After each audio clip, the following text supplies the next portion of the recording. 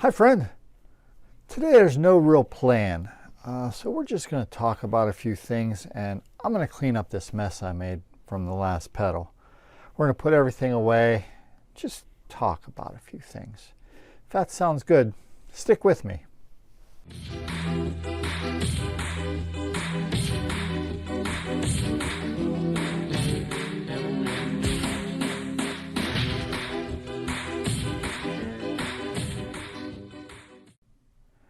Yeah, you can see I left a mess after that last pedal build. We're just going to get everything put away. I think one of the next projects I'm going to do is to rebuild this. I have this built so that I could attach both power and the amp and guitar to my pedal builds that I'm testing. If you ever build one and you have these clips on it and then the power supply falls off, or you move and you pull the cord, you know that this falls right to the ground and it's just annoying. So I've taken it and just attached a box to the desk just so that I could have a stable platform for plugging in the pedals. Two things this is missing. One is a switch so that I could move the effect in and out of the circuit without having to disconnect the input and clip it onto the output and then put it back. And the other is a circuit probe. And what that would allow you to do is, if you're not getting output on one of your builds, you can put that circuit probe on different spots and see where it's cutting out. That's two things we're going to put on here. We'll probably build a circuit board for it to make it more convenient. I think that's a good idea. I'd also like to make these leads a little bit longer. We're basically going to rebuild it from scratch. I'll probably still use the same enclosure because it's already drilled very many times. This was probably the first one I bought, and I made so many mistakes on it. But it still serves a purpose. This is where I keep my components. I could use a little bit cleaning up, but it works for me. I have all my knobs here. I try to put everything away when I'm done. It's just a good idea. Integrated circuits. These go up here.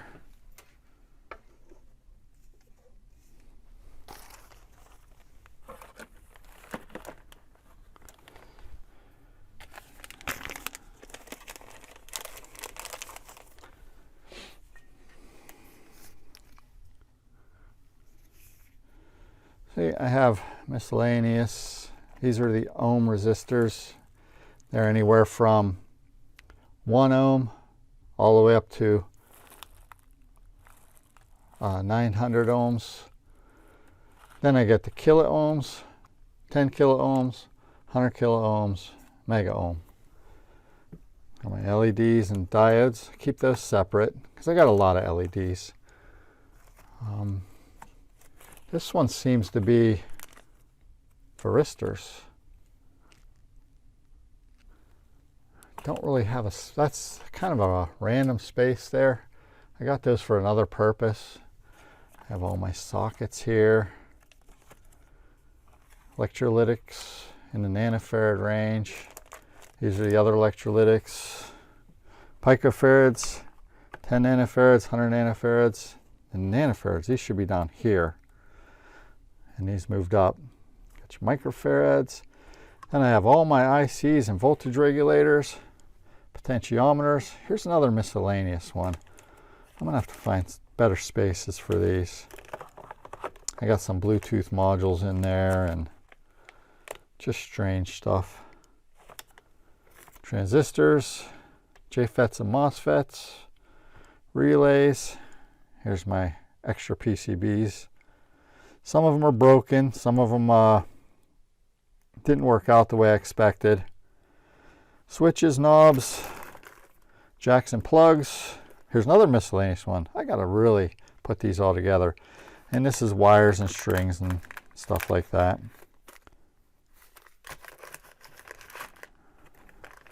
So you got my color-coded wiring. There are a few things I wanted to talk about while I put this stuff away.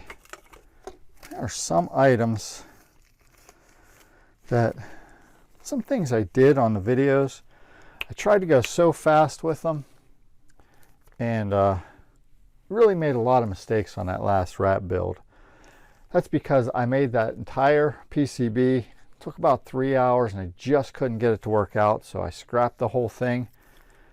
And what happened was I made a quickie after that and it didn't really work out the way I expected. What is this? 10 nanofarads. That goes here. So my suggestion is to really take your time when you're putting together PCBs. Just think about where you're placing items, and if you need to go to a bigger enclosure, then do it. It's not that big of a deal. I'm always trying to make these PCBs as small as possible to save a buck or two. Sometimes it's just a mistake. Where's this? 100 picofarads right here. See, now these need to go in there. They're a little bit random too. Okay. And once you're done with a build, do like this and clean everything up.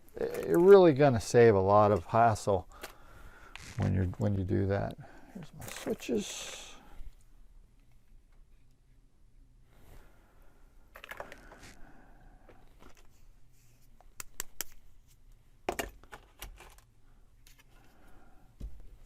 And this goes into the circuit board. I also keep my extras in here too, because you know when you do OSH Park, you always get 3, and sometimes I only build 1 of them, so they get stored as well. All right, these are LEDs, but they're not going to fit in my slot, so these are going up top. If there are any questions you ever have for me, please don't hesitate. If you have a question of why I do something the way I do it, or if I didn't speak clearly or make any sense, from what I hear, that's normal. That's regular occurrence for me. Don't be afraid to ask.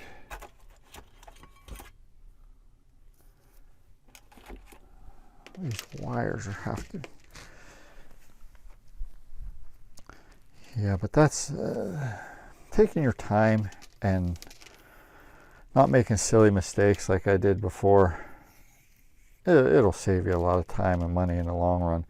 If you make a real bad mistake and have to start again, then you gotta resubmit another printed circuit board, wait for it to arrive, and it kind of puts you off to doing this. You have to be dedicated enough to it to not worry if you do make a mistake. Just start again. But the mistakes I made, I knew better.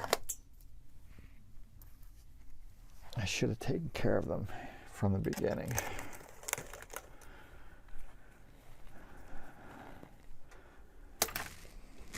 May have a few breaks in videos coming up in the next couple of weeks because I'm going back to work.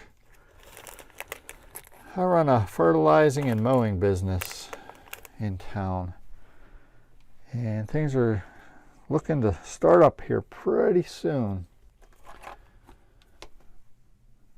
I'll still be around, but I may take a few little breaks just to get things set up. Try to be really efficient with it. That's the secret in any business, I think, is efficiency. That and customer service. Got to be kind to your customers. They're all my friends. They're not clients, they're friends. I'm sure some of them don't like me. That's okay. Not even mad. Can't please everybody, but you try.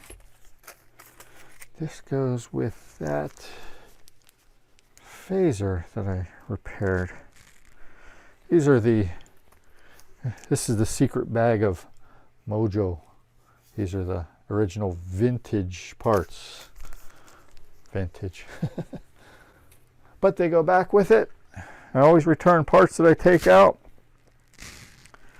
I always hated that when a repairman, he would say something like, yeah, I had to replace all your tubes.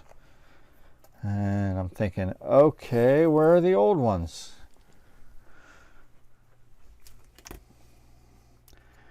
Maybe I have trust issues, huh? Oh, this is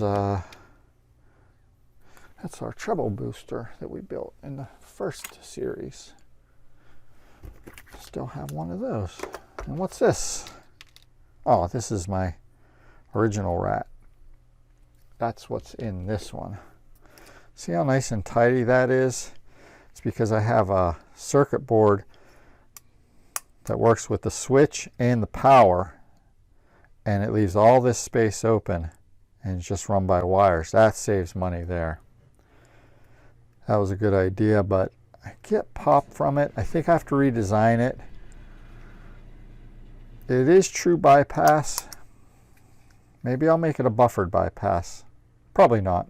Space for everything, and everything in its space. I heard that before somewhere. Now I have some other projects I have to do. A big one is my Mesa dual rectifier blew a fuse, and I don't know why. So I haven't plugged it back in yet. I'm going to run through the tubes and check them to see what is going on with it. I certainly don't want to just put a new fuse in it and not know why it blew one in the first place.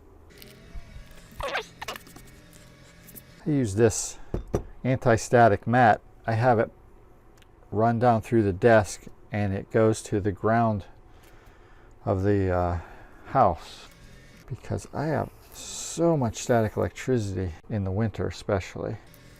You could fry a integrated circuit and then you wonder why it's not working.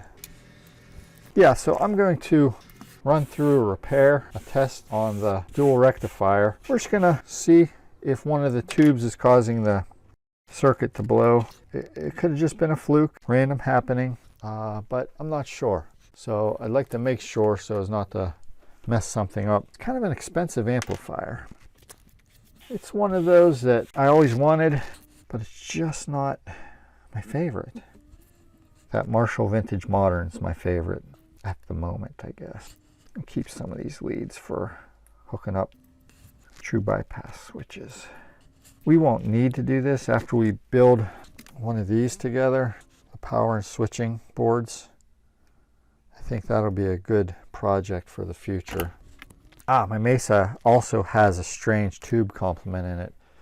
It has two KT77s and two 6V6s. So it's lower powered than the 6L6s would be. So I'm thinking of getting a new set of 6L6s to put in there, and we'll check that out. So we're going to do making this test box for the pedals with a circuit probe and a switch. We're going to design one of these switch and power boards. We're going to go over the Mesa, and I think there's something else over there that needs repaired. Probably we'll go over a few other things, maybe putting some effects in the effects loop of amps instead of the other way, instead of straight into the front. This cabinet here, I built this from scratch. Got 3/4 inch plywood, and I got a couple speakers, and yes, I I got these nice vintage speakers, and the first thing I did was drop this amp, and it tore one of my greenbacks. So I did a quick fix on it. It sounds okay, so I'm not going to worry about it, but eventually I'm going to have to recone it. Anyways, I think this is getting cleaner. As long as everything's where I could find it. That's the important part. I think that's good enough for now. So please, if you have any questions, put them down in the comments. Subscribe to this channel if you don't mind. It really helps me out. Share it with your friends. Ask them to subscribe as well. Next time we'll get something done instead of just playing around like this. All right, thanks for stopping by. Really appreciate it.